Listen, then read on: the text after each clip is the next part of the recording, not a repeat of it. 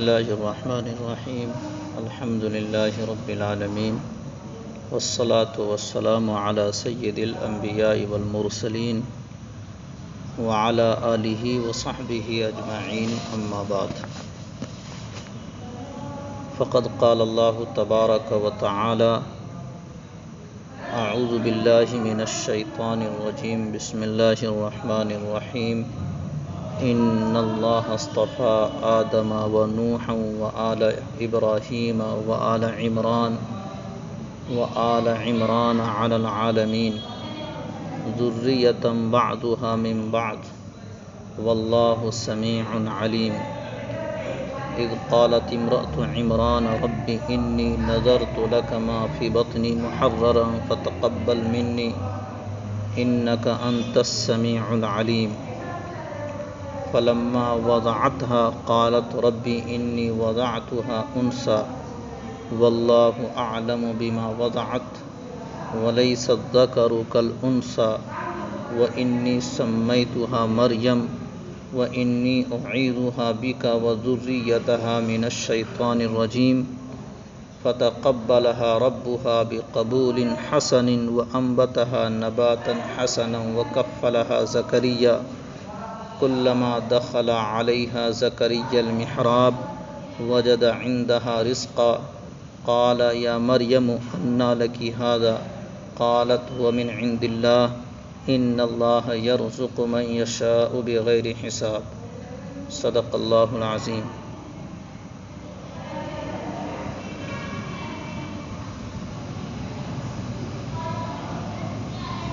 إن الله اصطفى آدم ونوحا وآل إبراهيم وآل عمران على العالمين. اس سے پہلے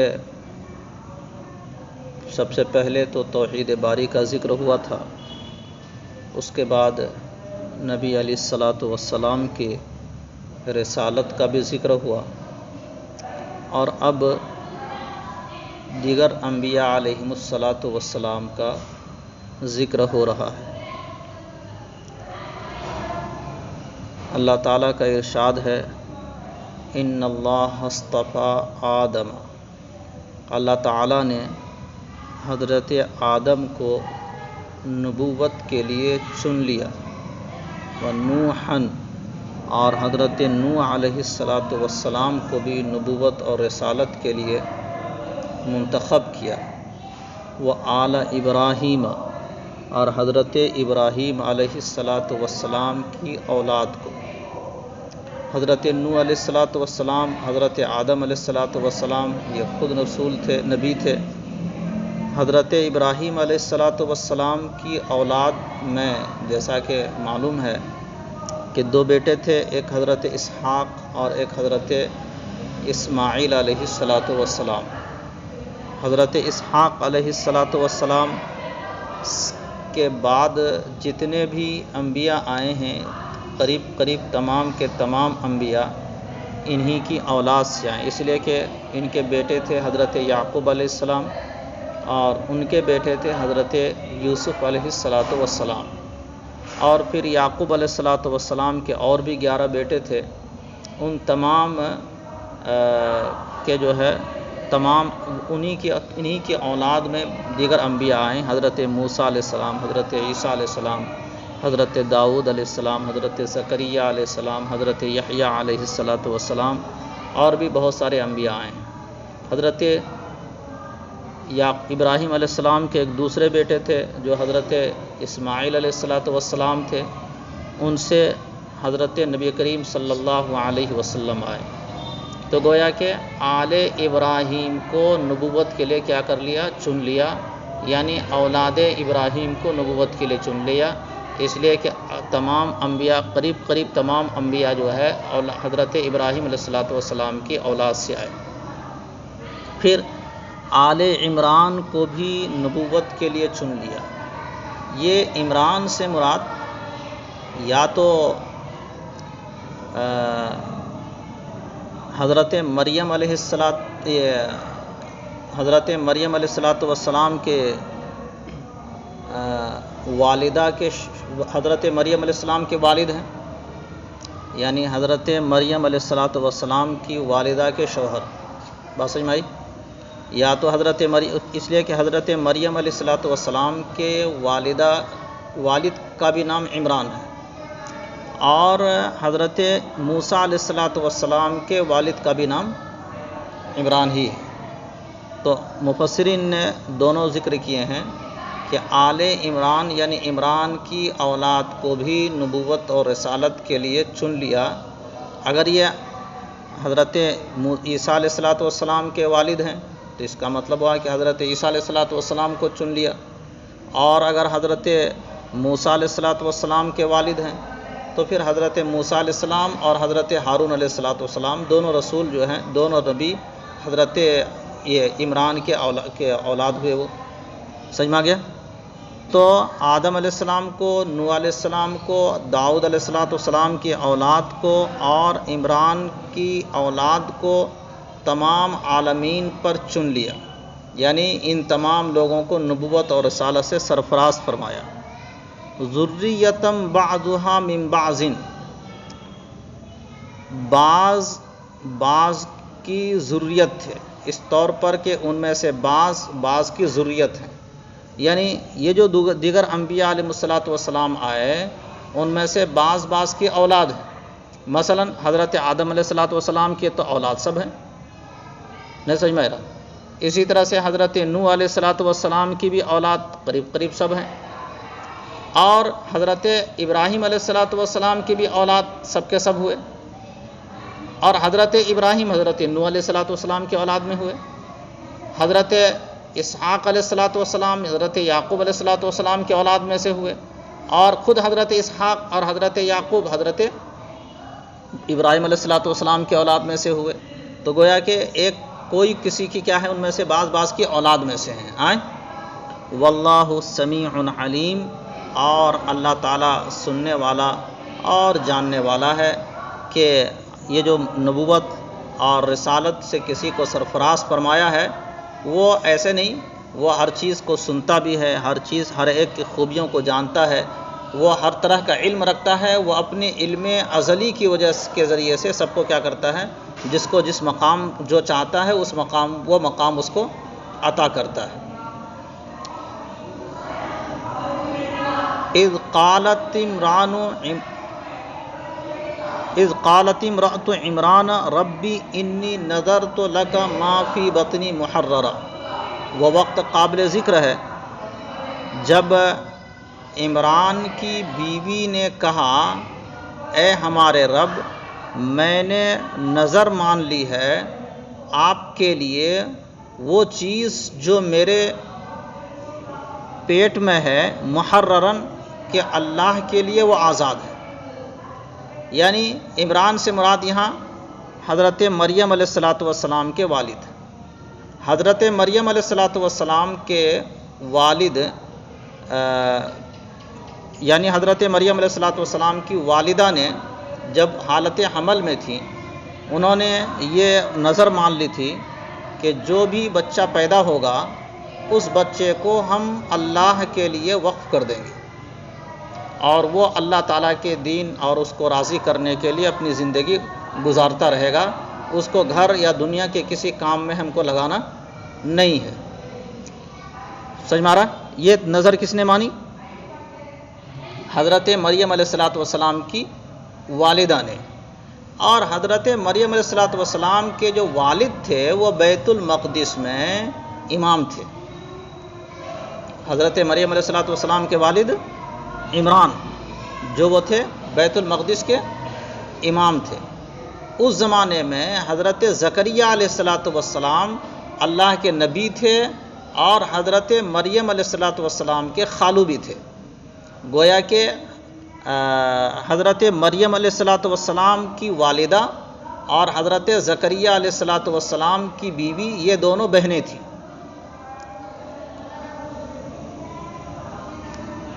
اچھا چلیے، قالت، انہوں نے کیا کہا؟ انہوں نے یہ کہا کہ جب اولاد ہوگی تو میں اللہ کے راستے میں کیا کر دوں گی، اس کو وقف کر دوں گی. جب بچہ پیدا ہوا تو اس وقت جو ہے حضرت عمران جو حضرت مریم کے والد تھے، ان کے حضرت مریم کے پیدا ہونے سے پہلے انتقال کر گئے تھے.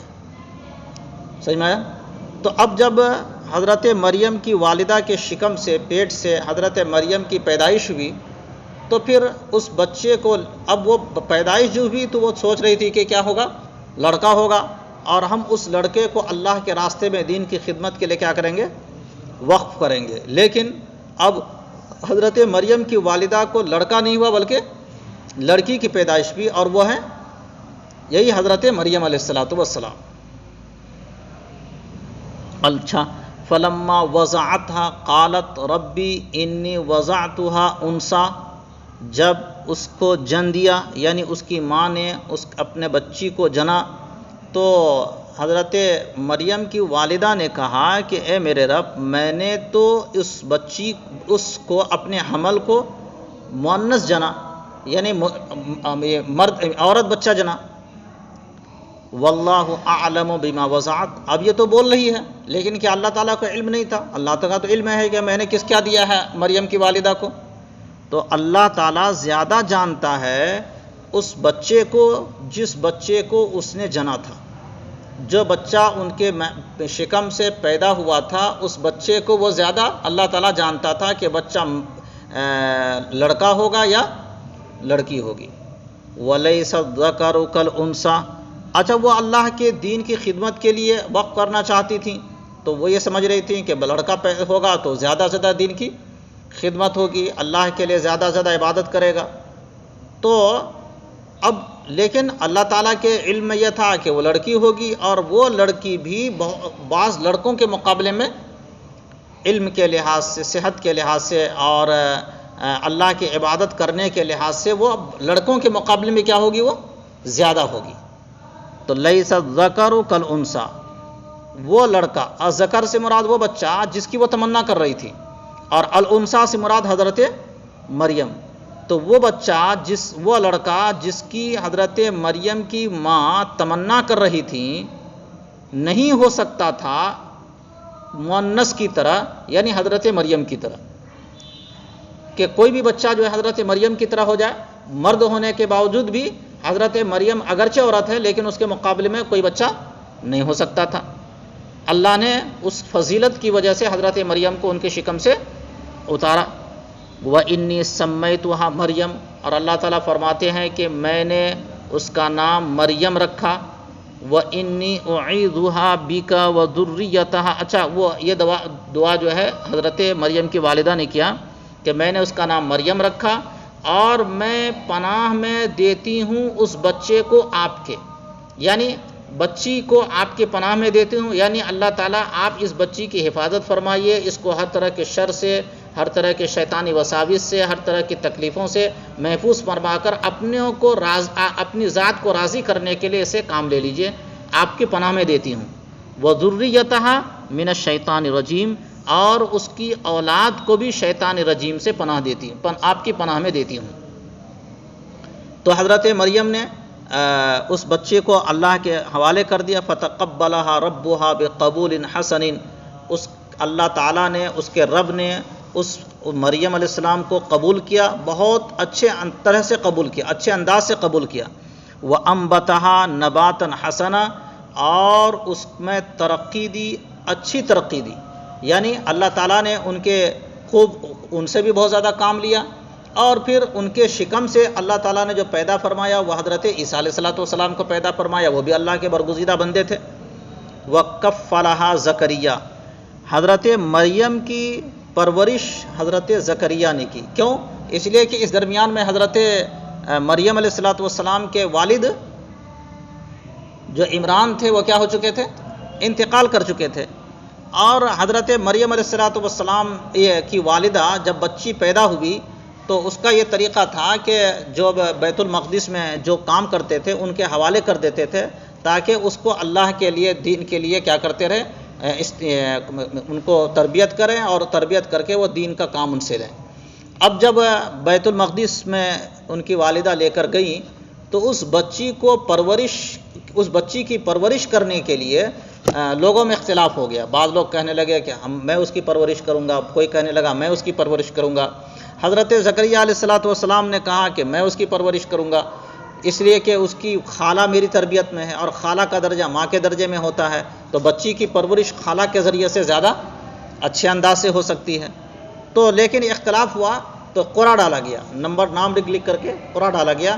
اللہ تعالیٰ کا منظور تھا، یہ تھا کہ حضرت زکریہ علیہ الصلوۃ والسلام کا نام اس میں نکلا، تو اب حضرت زکریہ نے حضرت مریم علیہ الصلوۃ والسلام کی تربیت فرمائی۔ کلما دخل علیہا زکریہ، اب حضرت مریم علیہ السلام حضرت زکریہ علیہ الصلوۃ والسلام کی تربیت میں رہتی تھیں اور اس حجرے میں رہتی تھیں۔ جب بھی حضرت زکریہ علیہ السلام حضرت مریم علیہ الصلوۃ والسلام کے پاس آتے تھے حجرے میں، وجد عندها رزقا، تو حضرت مریم علیہ الصلوۃ والسلام کے پاس اچھے اچھے میوے اور اچھے اچھے کھانے کی چیزیں نظر آتی تھیں، حالانکہ ان کو دیا نہیں جاتا تھا، لیکن پھر بھی ان کے پاس اچھی اچھی کھانے کی چیزیں اور اچھے اچھے میوے نظر آتے تھے۔ تو حضرت زکریہ اس حضرت مریم علیہ الصلوۃ والسلام کے پاس پاتے تھے میوہ۔ قال یا مریم انا لکی ھذا، تو حضرت زکریہ علیہ الصلوۃ والسلام نے اس وقت حضرت مریم علیہ الصلوۃ والسلام سے ارشاد فرمایا کہ اے مریم یہ کہاں سے ہے، یعنی یہ کھانا تم کو کہاں سے آ رہا ہے؟ قالت، حضرت مریم علیہ الصلوۃ والسلام جو اس وقت بچی تھیں، اس وقت وہ فرمانے لگی هو من عند اللہ، وہ کس کی جانب سے ہے؟ گویا کہ اللہ تعالیٰ غیب سے اس کے لیے کھانے کا نظم فرماتا تھا۔ وہ من عند اللہ، وہ اللہ تعالیٰ کی جانب سے ہے۔ ان اللہ یرزق من یشاء بغیر حساب، اور وہ فرماتی ہیں کہ اللہ تعالیٰ رزق دیتا ہے جس کو چاہتا ہے بغیر کسی حساب کے، وہ روزی دینا اس کا کام ہے۔ اسی اللہ تعالیٰ کے اسی قدرت کے ذریعے سے حضرت مریم علیہ الصلوۃ والسلام کو بغیر کسی مانگے، اور اس عمر میں بھی اللہ تعالیٰ ان کو بغیر مانگے اور بغیر کسی اسباب کے ان کے سامنے روزی پہنچا دیتا تھا۔ اب جب حضرت مریم علیہ الصلوۃ والسلام کے برکات کو دیکھا حضرت زکریہ علیہ الصلوۃ والسلام نے کہ اس چھوٹی سی بچی کے سامنے کھانے کی اتنی چیزیں آ رہی ہیں، یہ کتنی نیک اور صالح بچی ہے، تو ان کی صالحیت کو، ان کی نیکی کو دیکھ کر کے حضرت زکریہ علیہ الصلوۃ والسلام کے دل میں بھی ایک تمنا آنے لگی، کاش کہ مجھے بھی اولاد ہوتی اور میں بھی جو ہے کوئی میرے بھی نیک اور صالح اولاد ہوتی۔ اصل میں حضرت زکریہ علیہ الصلوۃ والسلام بڑھاپے کی عمر پہنچ چکے تھے اور ان کو کوئی اولاد نہیں تھی، تو اس وقت جو ہے ان کو تمنا ہوئی کہ حضرت مریم کی اس برکت کو دیکھ کر کے کہ مجھے بھی اللہ تعالیٰ کوئی اولاد دیتا، اور اولاد دیتا تو اس کے ذریعے سے ہمارے لیے بھی دین کی خدمت، ہمارے بھی جو دین کی خدمت کا سلسلہ ہے اس کے ذریعے سے ہمارا سلسلہ چلتا۔ ہنالک دعا زکریہ، اس گھڑی حضرت زکریہ علیہ الصلوۃ والسلام نے اپنے رب کو یاد کیا، اپنے رب کو سے دعا مانگی۔ قال، اور فرمایا ربی حب لی من لدنک ذریۃ طیبہ، اے میرے رب آپ اپنے جانب سے پاک اولاد عطا فرما، پاک اولاد عطا فرما، اے ہمارے رب آپ اپنی جانب سے ہمیں پاک اور طیب اولاد عطا فرما۔ پاک کا مطلب ہر طرح سے پاک، شرک سے اور اخلاقی گندگی سے پاک اولاد عطا فرما۔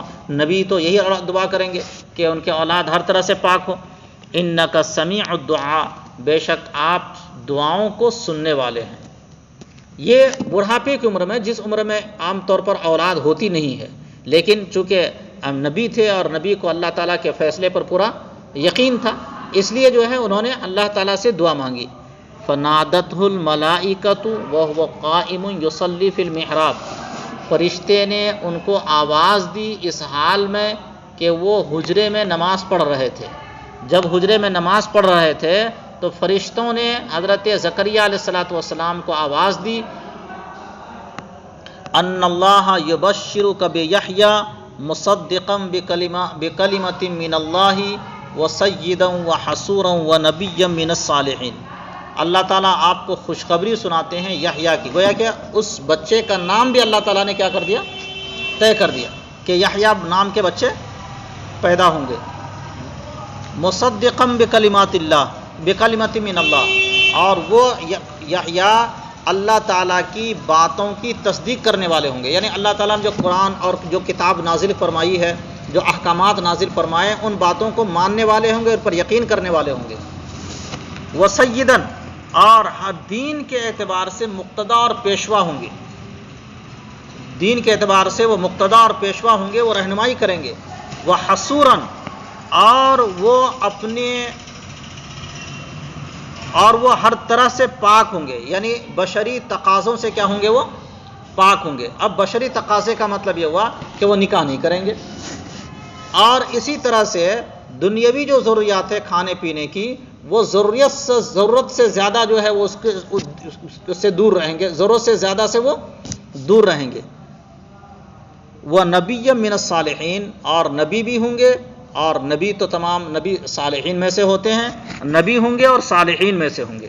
یہ ان صفات کے بچے کی خوشخبری اللہ تعالیٰ نے حضرت زکریہ علیہ السلام کو عطا فرمائی۔ جب حضرت زکریہ علیہ السلام کو یہ خوشخبری عطا فرمائی تو اب اسباب کی طرف ان کو، ایک انسان بشر ہونے کے ناطے اسباب کی طرف نظر کرنے لگے کہ قال ربی انا یکون لی غلام، اے ہمارے رب مجھے لڑکا کیسے ہو سکتا ہے، وقد بلغنی الکبر وامراتی عاقر، جبکہ بڑھاپا مجھ تک پہنچ چکا ہے اور میری بیوی بانجھ ہے۔ تو میری بیوی بانجھ اور میں بوڑھا ہو چکا ہوں، تو پھر اولاد کیسے ہو سکتا ہے؟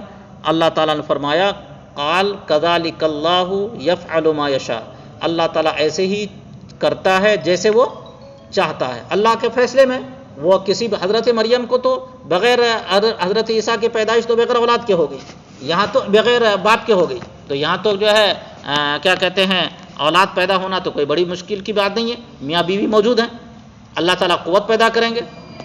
قال، تو اللہ تعالیٰ نے فرمایا، ان حضرت زکریا علیہ السلام نے فرمایا رب اجعل لی آیہ، اے ہمارے رب، اب جب آپ نے خوشخبری سنا دی ہے کہ حضرت یحییٰ کی پیدائش ہوگی، تو میری بیوی جب امید سے ہوگی اس کی کیا نشانی ہے؟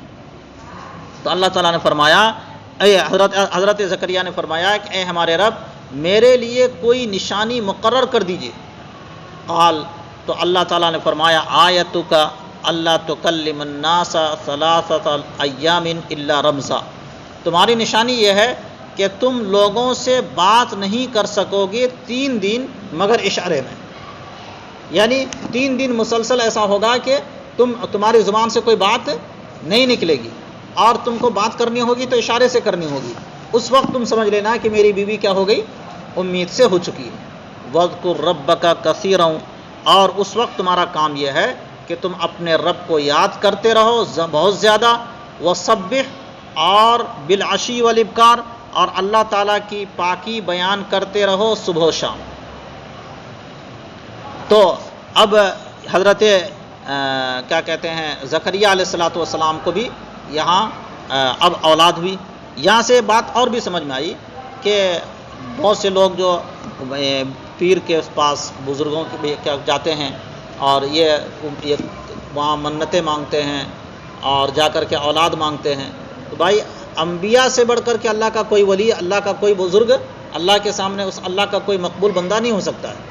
حضرت زکریا علیہ السلام اللہ کے مقبول بندے تھے اور وہ زندہ تھے، تو زندہ ہونے کے باوجود بھی اپنے لیے بھی اولاد مانگ رہے ہیں، تو اللہ تعالیٰ سے مانگ رہے ہیں۔ تو اب جب نبی اللہ تعالیٰ سے اولاد مانگتا ہے تو پھر کوئی دوسرا ولی جو مر چکا ہو وہ کہاں کسی کو اولاد دے سکتا ہے؟ اللہ تعالیٰ ان انبیاء کے طریقے پر چلنے کی توفیق عطا فرمائے، آمین، وآخر دعوانا۔